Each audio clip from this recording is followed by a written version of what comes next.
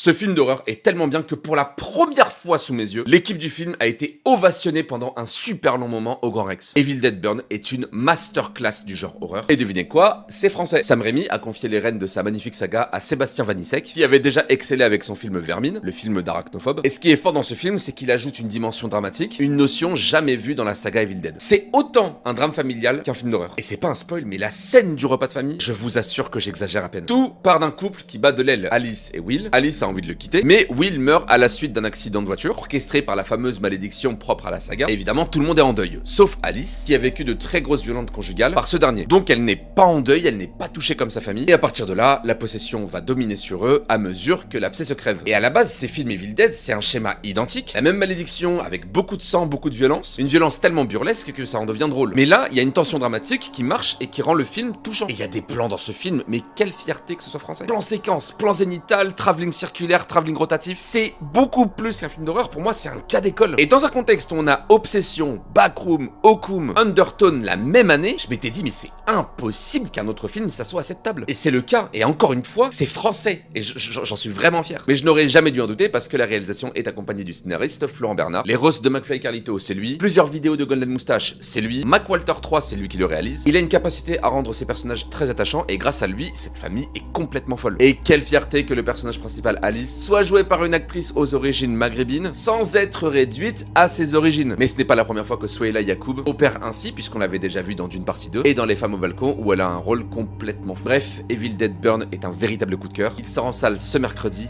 Bon visionnage.